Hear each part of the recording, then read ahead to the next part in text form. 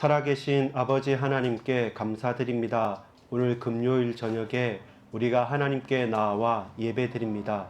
하늘과 땅이 진동하고 바다와 바람이 예수님의 말씀에 순종하듯이 우리는 깜짝 놀라고 유령이라고 외치지만 모든 기적과 모든 권능과 모든 응답의 주가 되시는 예수님이 지금도 나와 함께 우리와 함께 임마누엘 하심을 확신합니다.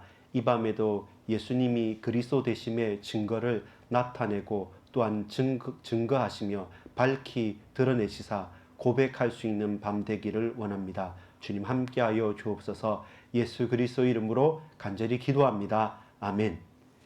여러분 반갑습니다. 이 저녁에 이 밤에도 우리가 예수 그리스도를 확인하고 또 바라보고 또 그 증거로 말미암아 확신하는 날 되기를 간절히 소망합니다. 제목입니다. 따라합시다. 유령이다. 물 위를 걸으시는 예수님. 예, 어부들이 바람이 풍랑이 쳤을 때, 그것도 낮도 아니라 밤에 갑자기 한 사람이 바다 위를 걸어서 오시는 걸 보니까 깜짝 놀란 것입니다. 안 그래도 바다 위에서 풍랑이 일어서 너무나도 위협과 두려움이 엄습해 있을 때, 그때 사람이 걸어서 바다 위로 오니까 이건 꼼짝없이 우리는 죽었구나 라고 하면서 두려워하는 것이죠. 바로 그때 예수님께서 두려워 말라 말씀하시죠. 예수님께서 안심하라, 나니 두려워하지 말라라고 말씀하시는 장면입니다. 서론입니다. 나도 하나님의 능력을 나타낼 수 있는가라는 질문입니다. 하나님께서 창조주이시기 때문에, 하나님께서 권능으로 지금 다스리시기 때문에 그 불신자들도요, 신적인 존재 그리고 하나님이라는 존재, 좀 종교성이 있는 사람들 같으면 인간이 다 할 수 없다는 것을 알게 됩니다. 또 특별히 나이가 들면 들수록 더 우리의 과학과 또 사람의 노력으로 이해할 수 없는 것들을 많이 경험하면서 결국 사람들은 순응할 수밖에 없고 또 순종하게도 됩니다. 그것이 불신앙이나 다른 타 종교나 다른 우상과 미신으로 빠져서 그렇지, 사람이 살아가는 가운데 도저히 내 힘으로 혹은 내 능력으로, 또한 우리 모든 인류의 최고의 능력으로 해도 안 된다는 것을 많이 경험하게 되고 그 한계에 맞닥뜨리게 됩니다. 그때마다 나는 할 수 없지만 뭔가 신적인 존재가 해주시겠지라고 하는 막연한 기대감이 있기 때문에 그냥 하나님, 뭐 불신자 말로 하느님 이렇게 말하면서 천지신명이시여. 천지신명이 뭡니까? 하늘과 땅에 어떤 신이든지 하나라도 내가 말하는 이거 원통함을 혹은 내 소원을, 내가 할 수 없는 이 일을 우리 자녀를 위해서, 우리 부모를 위해서 해달라는 마음을 품습니다. 제가 옛날에 한번 여러분 할머니죠. 저희 어머니가 하는 말씀이 그거였어요. 어렸을 때 경기에 걸려서 하루에 아침에, 점심때, 저녁때 막 쓰러지고 했을 때 그냥 너무 갑자기 아이가 넘어가고 열이 많이 나니까 옛날에 증조 할머니께서는 이렇게 손발을 딱 따가지고 주물어 주고 여러분 할머니, 저 어머니는 하나님, 그냥 입에서 나오는 말이 하나님 살려주세요 이렇게 얘기를 했다고 합니다. 하나님, 교회를 가지도 않고. 그런데 터져 나오는 거겠죠. 왜? 자식을 위해서 혹은 내 부모를 위해서 혹은 내가 감당하기 힘든 걸로 위해서. 사람은 그렇습니다. 사람은 하나님께서 우리 사람에게 주신 영적인 영성이 있고 종교성이 있습니다. 그게 있는데 그 부분을, 하나님을, 부활하신 주님을 만나지 못하고 우상 숭배하는 것이 죄악과 저주와 그리고 멸망일 뿐이지, 우리에게는 그 은혜를 하나님께서 베풀어 주신 게 있습니다. 그래서 하나님께서 능력이 있으시다라는 사실들을 거부하거나 또한 그것을 믿지 않는 사람 혹은 신뢰하지 않는 사람은 적습니다. 근데 문제는 그 하나님께서 지금 나에게 역사하는가? 나는 그 전능하신 하나님, 창조주 하나님, 내가 믿는 여호와 하나님, 권능의 하나님께서 나의 기도를, 또한 나에게 그 하나님께서 역사하는가? 나는 그 하나님의 능력을 과연 정확하게 드러낼 수 있는가? 나타낼 수 있는가? 이게 질문인 것이죠. 거기에서 우리가 볼 때는 믿음이 크다, 믿음이 적다, 믿음이 있다, 믿음이 없다, 이렇게 판단하게 됩니다. 오늘 그러면 오늘 본문에 읽었던 마태복음 14장 22절에서 36절의 말씀 보면 베드로라는 사람은 어떤 사람인 것 같습니까? 성격이 급하지요. 그리고 즉시하는 사람입니다. 그리고 이 사람은 뭔가를 재는 것보다는 정말로 예수님을 향한 뜨거운 마음과 중심을 있습니다. 그래서 예수님이라고 하니까 내가 가겠습니다. 정말로 예수님 맞으시면 내가 지금 바다 위를 걸을 테니까 당신처럼 나도 걷게 하여 주옵소서 하고 바로 또 오라고 하니까 걷는 겁니다. 그만큼 믿음이 적은 자가 아니라 믿음을 가지고 실천하는 자입니다. 근데 어떤 사람입니까? 흔들리는 사람이죠. 저처럼 여러분처럼 흔들리는 사람입니다. 왜 그렇습니까? 바다 위를 호수 위를 갈릴리 호수 갈릴리 바다 위를 걸었는데 걷는 그 순간에도 바람은 치는 거예요. 고민이 되는 거예요. 여러분 이렇게 생각하면 됩니다. 자, 여러분 지금 요 위에서 만약에 이렇게 쭉 일직선으로 요 교회당 요 마룻바닥에 여기 칸이 나 있는데도 쭉 걷는 거는 쉬워요. 근데 여러분 상상을 해보십시오. 저기 육상 빌딩이다. 아니면 저 건물 10층 위에다. 거기에 요가 똑같은 이 판자 하나를 가지고 그대로 해놓고 그 위를 걷는다 생각해 보십시오. 근데 바람도 막 치고 오늘처럼 비도 분다. 비도 막 내린다. 깜깜하다. 그럼 어떻겠습니까? 고민이 되죠. 그냥 이 바닥에서는 줄을 끊으면 그대로 가도 됩니다. 근데 똑같이 그대로 갈 수 있는 게 저 건물 100층 높이의 건물 꼭대기에서 이렇게 쫙 하나의 판자를 튼튼한 벽돌을 쌓았다 하더라도 그게 쉽냐면 어렵죠. 근데다 비도 내리고 바람도 분다.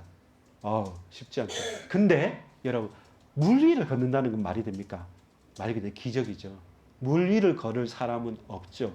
그런데 예수님께서 물 위를 걸으셨어요. 자, 여러분 첫 번째 질문이었습니다. 나도 하나님의 능력을 나타낼 수 있는가라는 겁니다. 하나님은 전능하시다는 사실들을 불신자들과 타 종교인들도 고백할 수 있습니다. 근데 과연 그 하나님께서 나에게 역사하는가? 나는 나의 삶과 우리의 행동과 우리의 고백 속에서 내가 바라보고 붙들고 하는 그 일에 그 사실에 전능하신 하나님께서 실제로 능력을 나타내시는가? 과연 올바른 믿음은 세상을 초월할 수 있는 영적인 과학이 맞느냐라는 겁니다. 늘 세상의 과학의 지배를 받으면서 내 마음으로만 마음의 위안을 삼고 내 생각과 내 과학적인 판단에 맞게 그건 성경에 있는 말이지 이 시대는 불가능해 라고 하는 그러면서 난 과학적이라고 하는 그 사람에게 지금도 하늘과 땅에 이 온 천지 만물에 하나님께서 역사하시고 내게도 응답하시느냐는 사실입니다. 삶에서의 의심과 고난이 많습니다. 그 가운데 기적, 그리고 다시 또 의심, 또한 체험, 다시 또 고백. 지금 저와 여러분의 자리는 어느 자리냐는 겁니다. 자, 보세요. 답답한 현실과 문제 속에서 특별히 예수님을 따라다녔던 사람들은 누구냐면 제일 많은 사람은 병자들이었어요. 그리고 오늘 뒤에 34절부터 36절까지 보면 예수님이 왔다라는 소문이 들릴 때마다 제일 먼저 일어나는 반응이 뭡니까? 모든 병자들이 다 와요. 그리고 그 예수님 손을 만지고 옷자락이라도 만졌으면 하는 마음을 가지고 왔는데 놀랍게도 옷자락이라도 만진 사람은 또 다 나았어요. 그러니까 예수님께서 가는 동네마다 모든 병자들은 막 이렇게 다 나오게 되는 겁니다. 그것처럼 삶의 답답함과 걱정과 근심과 고난이 있는 그 사람들에게 부활하신 주님, 지금 또 그 당시 초대교회 그 당시 바로 공생이 사역하는 그 당시에 예수님께서는 기적을 일으키십니다. 근데 문제는 뭐냐면 내가 병에 나았지 않습니까? 오병이어의 기적을 통해서 우리가 먹고 배불렀지 않습니까? 그럼에도 불구하고 그 기적 이후에 또다시 우리는 의심하게 됩니다. 그게 패턴이에요. 지금도 마찬가지예요. 하나님 나에게 은혜를 베풀어서 믿음이 이렇구나라고 하는 기쁨과 놀라움으로 고백을 하지만 근데 또 다시 우리 일상적인 현장으로 갔을 때 다시 의심이 찾아오는 겁니다. 왜냐하면 답답한 인간관계와 여러 가지 헷갈리는 일들이 예수님 믿었다라는 그 순간부터 끝나느냐 하면 계속됩니다. 계속되는데 끝났어요. 그게 뭐냐면 이 기적과 의심을 지나면서 결국 뭐 하냐면 하나님을 인격적으로 우리가 체험하는 단계에 이르게 됩니다. 그렇구나. 병이 나은 게 문제가 아니구나. 돈을 많이 벌고 응답을 받은 게 문제가 아니구나. 내가 뭔가 찌릿찌릿하고 내 마음에 뜨거운 뭔가가 울컥울컥 하면서 그냥 전기 찌릿 하는 것처럼 이 체험이 다가 아니구나라고 하는 인격적인 체험을 하게 돼요. 육신적인 체험을 넘어서. 그러면서 저와 여러분이 결국에 다다르는 것이 뭡니까? 따라합시다. 신앙 고백. 따라합시다. 신앙 고백. 베드로가 거기에 신앙 고백을 한 거죠. 베드로가 기적을 봤어요. 그러면서도 흔들렸어요. 그러면서 예수님을 직접적으로 만나고 체험했어요. 그러면서 예수님 앞에서 아, 이분이 메시아 그리스도가 맞구나 라고 하면서 다시 또 신앙을 고백해요. 그것이 계속 반복되는 것이 하나님의 능력이 우리의 현장에 나에게 나타나는 과정 속에 있는 겁니다. 본론입니다. 갈림길에 서 있습니다. 어떤 갈림길입니까? 따라합시다. 나의 두려움과 하나님의 평강.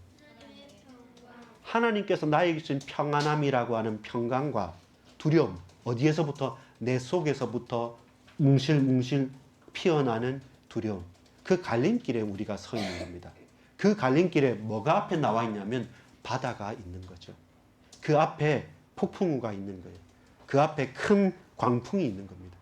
그런 갈림길에서 나의 두려움을 계속 고집할 것인가?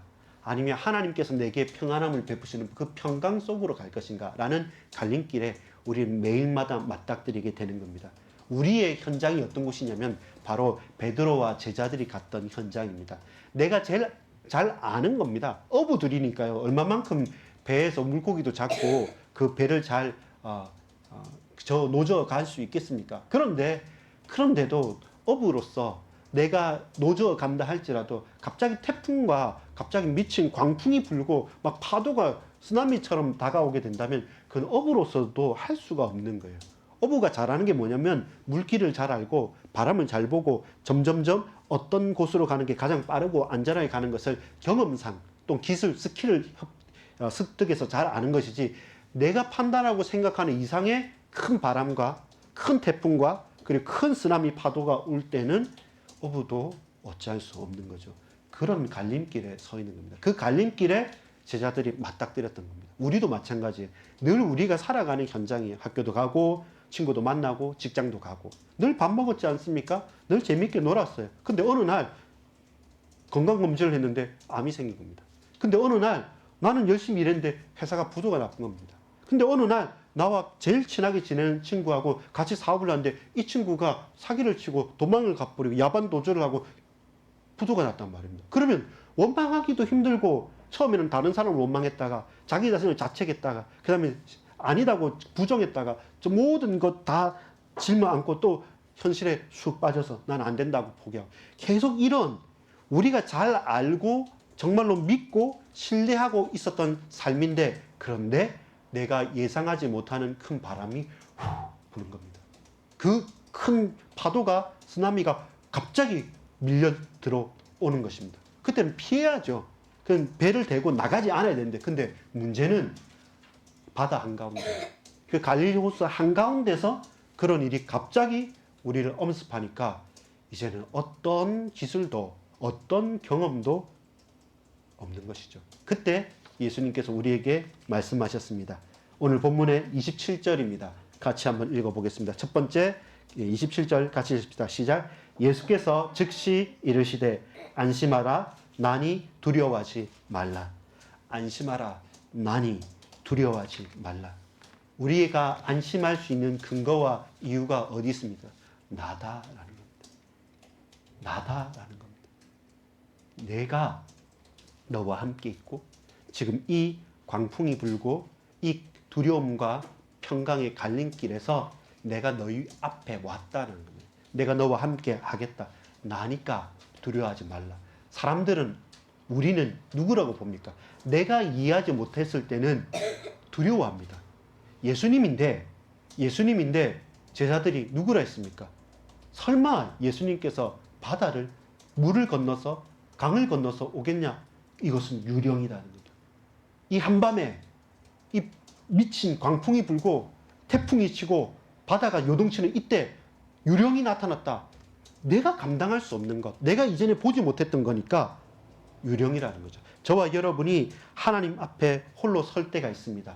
그 홀로 설 때 예수님께서 어떻게 하셨냐면 22절에 보면 이렇습니다. 예수께서 즉시 제자들을 재촉하사 자기가 무리를 보내는 동안에 배를 타고 앞서 건너편으로 가게 하시고 이게 어느 때냐면 이 제자들이 예수님일 줄 몰랐던 이유가 바로 여기 있었어요. 예수님께서 먼저 자 너희들 빨리 배 타고 저 건너편 가 있으라. 내가 이 사람들 무리들 다 챙겨서 보내고 나서 그 뒤에 뒤따라갈 테니까 먼저 너희가 가라 했기 때문에 제자들이 먼저 놓은 겁니다. 예수님은 오실 수 있는 거리가 아닌 겁니다. 그러니까 이 기적적인 사람 유령이라고 밖에 이해할 수밖에 없는 거죠. 우리의 논리는 그래요. 예수님은 저기 계신데 어디 이 앞에 나타나겠냐라고 하는 거죠. 근데 예수님께서는 뭐 하시냐면 예수님의 방법이 그예요. 23절에 같이 한번 읽어보겠습니다. 중요합니다. 시작. 무리를 보내신 후에 기도하러 따로 산에 올라가시니라. 저물매 거기 혼자 계시더니. 제자들 먼저 보내시고 예수님께서는 하나님이십니다. 근데 예수님 모든 사역의 전후 그리고 그 중간마다 뭐 하시냐면 간절히 기도하시는 겁니다. 제자들에게 우리들에게 공생의 삶을 하면서 모범으로 보내시는 것과 동시에 예수 그리스도의 영성과 그리스도의 권위와 그 권능과 능력의 근원은 어디에 있냐면 당신께서 하나님 아버지께 간절히 기도하고 매달리는 것에 있는 겁니다.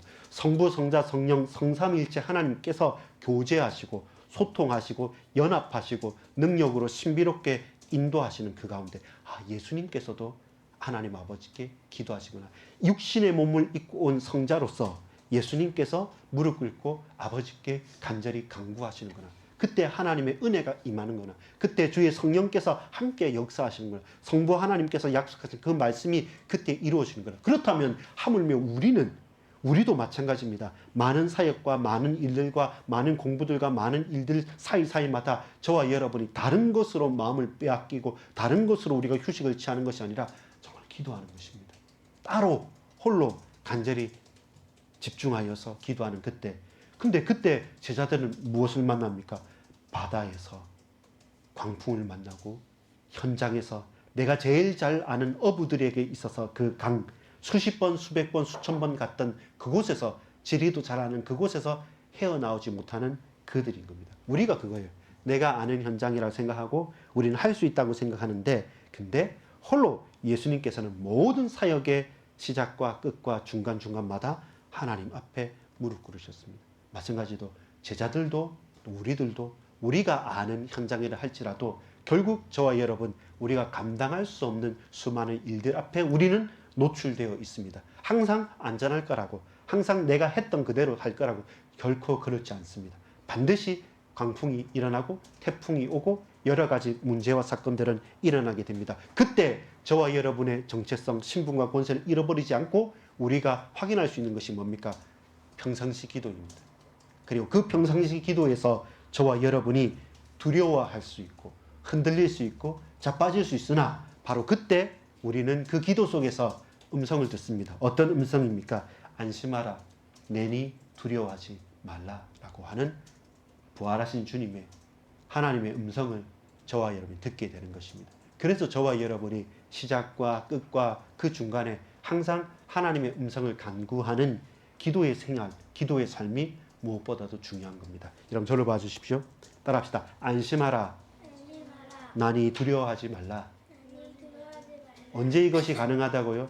처음과 끝과 중간에서 기도의 삶에서 저와 여러분 이 음성을 들을 수 있어야 합니다. 왜 그렇습니까? 나의 백그라운드, 내 현장이라 할지라도 언제든지 우리가 감당하고 생각지 못한 일들은 항상 일어나고 있고 일어났었고 앞으로 일어날 것이기 때문에. 두 번째입니다. 베드로는 의심합니다. 그리고 그 제자들은 고백합니다. 베드로는 왜 의심하고 제자들은 어떻게 고백합니까? 자, 40장 1절에서 3절에 이렇게 말씀합니다. 우리 40절 보자. 28절부터 28절.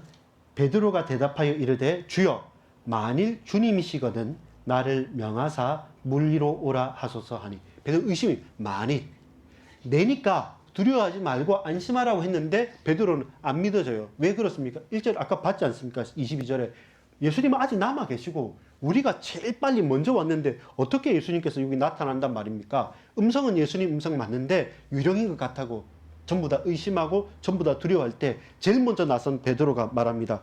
의심의 시작, 유령인과 주님이신가? 라고 할 때 의심하니까 베드로는 뭘 요구합니까? 증거를 요구하는 것이죠. 28절에서 29절. 정말로 맞다면 나에게 증거를 주십시오. 만일 주님이시거든 뭐라고 합니까? 나로 명하사 물 위로 오라 하소서. 예수님께서 물 위로 걸어왔으니까 주님 맞으시면 나도 물 위에 걸어가게 해주십시오. 이게 베드로의 시작입니다. 의심의 시작입니다. 유령인지 주님이신지 헷갈릴 때 증거를 요구하는 것이 의심의 시작입니다. 우리 맨날 그래요. 안 했다, 안 했다, 뭐 했다, 맞다 이렇게 하면 그럼 증거 대봐, 했다는 증거 대봐 하는 것처럼 항상 의심의 시작은 증거를 가지고 말합니다. 그때 의심의 자리에 머무르고 있으면 어떻게 됩니까? 그 의심의 자리에 그대로 머무르면 믿음이 작은 자여 왜 의심하느냐. 30절 31절에 말합니다. 자, 이 증거를 요구할 때 예수님께서 말씀하십니다. 29절에 오라 하시니 베드로가 배에서 내려 물 위로 걸어서 예수께로 가되 오라 해서 또 확실히 베드로는 확실합니다. 믿음 가지고 가는데 가져요. 놀랍지 않습니까? 이야 놀랍다라고 해야 되는데 문제는 뭡니까? 이 의심의 자리에 그대로 빠져 있으면 확신으로 의심의 시작은 누구에게나 있을 수 있어요. 근데 이 의심의 시작이 확신으로 변하지 않으면 항상 우리 엉뚱짓 하는 거예요. 이 시간에도 우리 딴 생각할 수밖에 없어요. 그 의심의 시작이 의심의 자리에 머무르지 않고 확신의 자리로 움직여야 돼요. 그렇지 않으면 어떻게 됩니까? 30절에 바람을 보고 무서워 빠져가는지라 소리질러 이르되 주여 나를 구원하소서 하니. 그 의심의 자리에 그대로 머무르고 그 바람과 그 폭풍우 속에 계속 귀를 기울이고 오라 하시는 그 예수님만 집중해서 바라보고 그 음성만 쫓아가지 않으면 바람 소리가 더 크게 들리고 다른 사람의 말이 더 크게 들리고 다른 사람이 가진 것이 내 눈에 더 크게 보이면 거기에 혹해서 우리는 넘어질 수밖에 없는 것이죠. 그게 의심의 자리에 머무를 때 나타납니다. 여러분, 의심을 그쳐야 됩니다. 어떻게 의심이 그칩니까? 33절에 보면 이렇게 말씀합니다. 예수께서 즉시 손을 내밀어 그를 붙잡으심에 이르시되 믿음이 작은 자여 왜 의심하느냐 하시고 예수님께서 딱 잡으시죠. 그때 어떻게 하냐면 배에 함께 오름에 바람이 그치는지라. 배에 있는 사람들이 예수께 절하며 이르되 진실로 하나님의 아들이로소이다 하더라. 몇 번을 예수님께서 이 제자들에게 기적과 증거와 역사를 일으켰습니까? 우리 편에서 볼 때는 좀 너무 징하다, 전라도 말로 너무 좀 거시기하다 이렇게 말할 수 있습니다. 그게 뭐냐면 아니 이렇게 증거를 많이 보고 기적을 많이 봤음에도 불구하고 어떻게 예수님을 의심할 수 있느냐라고 말하지만 우리도 똑같아요. 항상 저와 여러분도 유령인가 그리스도 예수님이신가 라고 하는 의심이 시작합니다. 그때마다 우리는 증거를 요구해요. 그리고 실제로 한번 믿어봅니다. 그런데 그 의심의 자리에 벗어나지 못하면 결국 우리는 또 꼬꾸라지고 자빠져요. 왜 그러냐면 오라고 부르신 주님의 음성보다는 다른 사람과 다른 말들이 더 크게 들려야 돼요. 더 크게 들리고 있어요. 그래도 성공해야 되고 그래도 좋은 대학 가야 되고 그래도 좋은 직장 가야 되고 라고 우리는 계속 그 소리가 들린단 말입니다. 그때 의심이 언제 그치냐면 그 바람이 그칠 때만, 진짜 하나님께서 역사하실 때만 우리는 고백이 달라지게 되는 거죠. 그게 우리 힘으로 가능합니까? 불가능하죠. 그래서 하나님의 은혜가 필요한 겁니다. 늘 의심하는 저와 여러분, 늘 의심의 자리에 머무르는 저와 여러분. 그런데 하나님께서 그런 우리의 수준과 형편 따라서 보응하시는 것이 아니라 그럼에도 불구하고 그 의심을 그칠 수 있도록 저와 여러분에게 확신을 심어주시는 것이죠. 바람을 멈추게 하시고 그리고 평안케 하시고 이끌어주시는 거죠. 그 갈림길에 우리는 항상 있습니다. 어떤 갈림? 오늘 저와 여러분이 맞닥뜨렸던 갈림길이 뭡니까? 인간관계의 어려움이었습니까? 아니면 학업과 여러 가지 불신앙의 문제였습니까? 아니면 감당하기 힘든 여러 가지 어떤 일이었습니까? 여러분이 있지 않습니까? 저에게도 있지 않겠습니까?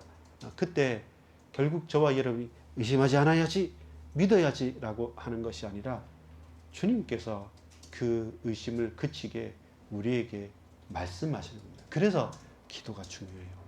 그 음성을, 그 예수님 오라 하는 그 말씀을 저와 여러분 기도 속에서가 아니면 다른 사람의 잡다한 그 목소리, 내가 좋아하는 그 소리에 묻혀버리는 경우가 너무나도 많기 때문에 그렇습니다.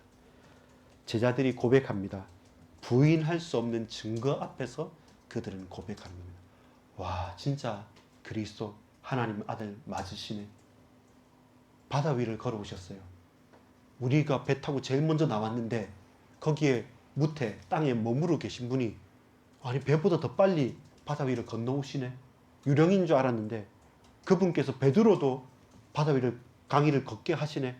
비록 빠질라 할 때 딱 잡아주셨고 함께 배에 오르셔서 배에 오르시자마자 이제는 물이 잔잔해지고 바람이 그치네. 야, 역시 하나님의 아들 맞다.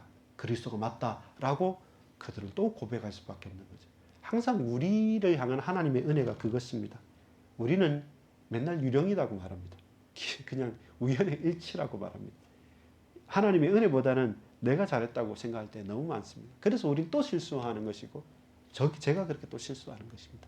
그때마다 저와 여러분은 고백할 수 있어야 됩니다. 결론입니다. 나는 왜 자꾸 의심하고 있습니까? 이 질문에 대해서 저와 여러분이 대답할 수 있어야 됩니다. 의심의 자리에서 벗어나야 됩니다. 문제는 뭐냐면 의심의 자리가 저와 여러분에게 너무 매력적이기 때문에 그래요. 돈을 많이 벌 수 있고요. 다른 사람이 선망하고요. 그리고 이곳이 나에게 가장 좋은 것처럼 느껴지는 그게 의심의 자리예요. 여러분, 아니 이 폭풍우 가운데서 벗어나야지 하지만 아니 우리는 그 스릴을 즐기고 있어요. 그 속에서 다른 사람보다 조금 나은 그거 자랑하고 싶고 하고요. 그 속에서 다른 사람보다 조금 더 잘난 달란트 그것 가지고 키재기하면서 나의 나음을 가지고 비참하게 그냥 그것을 자족하고 만족하면서 난 이렇게 살래! 라고 하면서 그 의심의 자리에서 사실 벗어나지 않으려고 합니다. 이리 오라. 너는 강을 건널 수 있고 내가 너로 강을 건너게 할게 라고 말하는데 아닙니다. 강 가면 나 빠져 죽어요.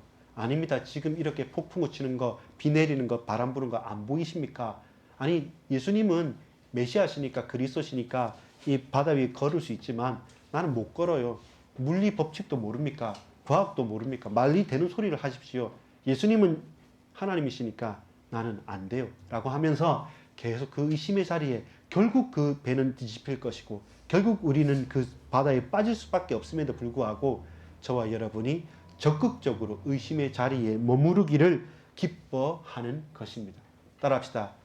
의심의 자리에서 벗어나라. 걸림돌을 제하라. 여러분 오전에 말씀 기억나십니까?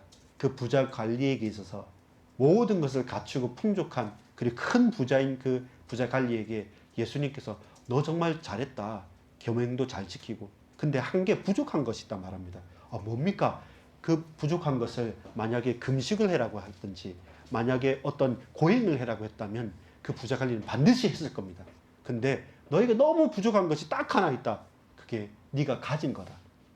가진 게 어떻게 부족할 수 있습니까? 부족하죠. 그 부자 관리한테 가진 것을 준 것은 이걸 가난한 자들하고 필요한 자들에게 나누라고 줬는데 안 나누고 있으니까 이젠 변비가 걸리는 거예요. 안 나누고 있으니까 자기만 좋은 거예요. 그러니까 어떻게 됩니까? 부족한 거잖아요. 나에게 부족한 것은 없는 게 부족한 게 아니에요. 있는 게 부족해요. 우리의 시간 하나님 위해서 드리고 우리의 노력 하나님 앞에 내려놓고 우리의 정성 우리 연약한 심령들을 위해서 나눌 수 있고 흘러보낼 수 있는 그 여유와 그 영적인 확신과 풍성함이 우리에게 필요합니다. 저에게도 아주 절실하게 필요합니다. 그래서 걸림돌을 제하는 게 필요합니다. 항상 우리는 의심의 자리에 빨리 벗어나고 싶습니다. 믿음을 찾고 싶습니다. 라고 우리는 말하지만 아니에요. 착각입니다. 오해입니다. 스스로를 너무 잘 못 보고 있습니다. 우리는 그 의심의 자리를 즐기고 있습니다. 그래서 걸림돌을 제어야만 합니다. 그 의심의 자리에서 빨리 박차고 벗어나야 됩니다. 따라합시다. 오직 예수를, 오직 예수 그리스도를, 오직 예수 그리스도만 바라보라. 그렇죠. 그게 고백인 겁니다. 제가 32절 읽을 테니까 여러분 33절 읽어주시면 좋겠습니다. 제가 32절 읽을 테니까 여러분 33절 읽어주십시오. 배에 함께 오름에 바람이 그치는지라. 배에 있는 사람들이 예수께 절하여 이르되 진실로 하나님의 아들이로소이다. 진실로 하나님의 아들이로소이다.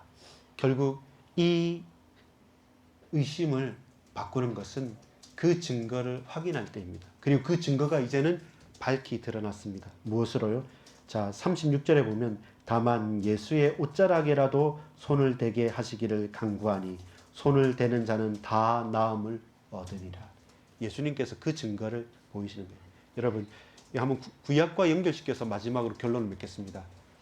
여러분, 우리가 강을 건넜던 기억이 어디에 있습니까? 구약시대. 기억나는 거 있습니까? 요단강을 건너죠. 홍해를 건너죠. 결국 예수님이 왜 하필 이 제자들한테 그렇게 유령처럼 나타나셨습니까? 예수님께서 홍해를 건너게 하신 하나님이시라. 예수님께서 출애굽에서 가나안 땅 들어가는 가운데 곧 그 요단강을 건넜던 하나님이시라. 그리고 지금 너희 앞에 하나님이 육신의 몸을 입고 나타나셨다는 증거를 하기 위해서입니다. 쓸데없이 그냥 시험에 들게 하기 위해서 바다를 건넌 게 아니라 바로 그 사실을 드러내기 위해서 보이는 겁니다. 오늘 우리가 집중해서 영안을 열고 보십시오. 오늘 우리의 현장 삶 가운데 예수님께서 강을 건너신 게 있습니다.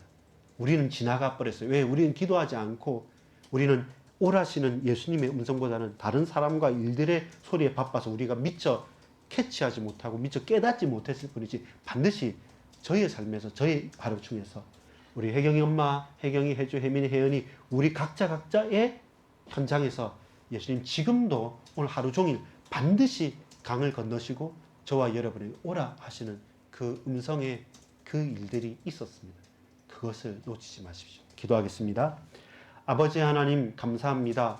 우리는 유령이다 라고 말하면서 의심을 시작하고 증거를 요구하지만 하나님, 그 여러 가지 문제와 사건 속에 의심의 자리에서 벗어난다고 말은 하지만 그것을 즐기고 있었습니다. 이제는 부활하신 주님께서, 성령으로 역사하신 하나님께서 지금도 우리와 함께 하시는 그 기적의 증거를 가지고 그 의심의 자리에서 확신의 자리로 바꾸어 나갈 수 있도록, 홍해를 건너시고 요단강을 건너셨던 것처럼 갈릴리 바다를 건너신 그 주님께서 오늘 나의 삶의 현장에서 나를 위하여 나에게 오라시면서 건너셨음을 고백합니다.